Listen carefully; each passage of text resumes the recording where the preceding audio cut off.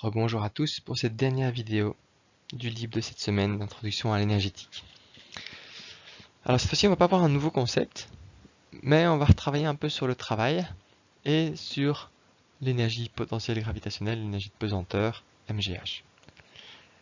Si vous vous rappelez, je vous avais dit que on va souvent rien vous démontrer, vous balancez des formules comme ça, vous devez savoir les employer, comprendre ce que ça représente, mais pas savoir d'où elles viennent. MGH, il y a moyen de voir d'où ça vient, et en plus ça permet de revoir le travail, donc on va vous l'expliquer. Alors j'insiste, on ne va jamais vous demander une démonstration à l'examen. Ici, voyez plutôt ça comme une application du calcul du travail. Reprenons, si vous vous souvenez, de cet exercice avec une falaise, où j'avais ici une masse qu'on laisse tomber jusqu'en bas. Le travail, on a vu le travail dû à des forces constantes. Quand il y a une force qui s'applique sur mon objet, il y a d'office un travail. Quand on y pense un peu, là, une pierre qui tombe, il y a le poids qui s'applique dessus. P. Et c'est une force. Donc il doit y avoir un travail dû à cette force. Et je pourrais même écrire que en 1 et en 2, j'aurai l'énergie en 1, plus le travail de la force, qui est ici le poids, plus le travail du poids, je vais écrire, est égal à l'énergie en 2. Regardons un peu c'est quoi le travail de ce poids. C'est égal, la formule c'est la force qui est constante, produit scalaire avec le déplacement, donc c'est égal au poids, produit scalaire avec le vecteur déplacement. Alors quel va être mon déplacement ici? Je pars d'en haut et j'arrive en bas. Super. C'est un produit scalaire, donc c'est égal à la norme de P fois la norme de D fois le cosinus de l'angle entre les deux. Ici, ils vont dans la même direction, il n'y a pas d'angle entre les deux, j'ai un angle de 0 degré. Donc ça vaut 1. Donc c'est égal au poids fois la distance. Quelle est la distance que je parcours ici? La distance que je parcours ici, elle correspond pile poil à la hauteur à laquelle je me trouvais. Et mon poids, c'est mg. Donc ici, c'est mg, et la distance que je parcours, c'est la hauteur. Oh, mais ceci, est-ce que ce ne serait pas l'énergie potentielle?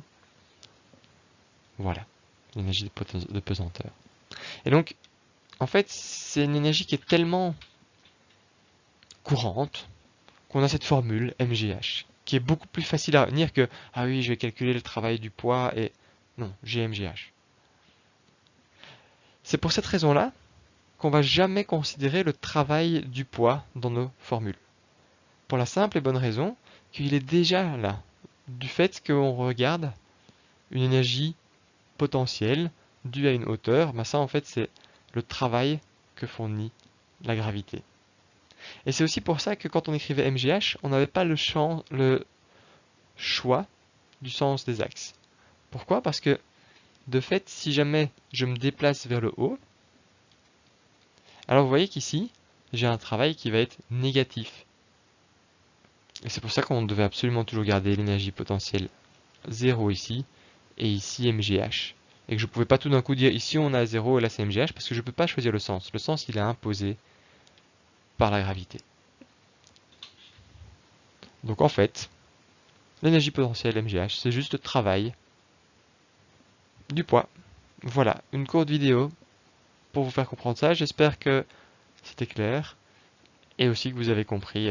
Voilà, ça vous donne un autre exemple de travail.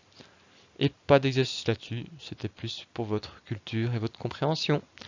Si vous êtes arrivé ici, c'est que normalement vous avez fini le libre. Sinon, vous avez encore les autres tests à faire. N'oubliez pas, ils sont très importants. Ils comptent pour votre cotation permanente à hauteur de 20%. Et donc si vous y arrivez bien, c'est 20% gagné.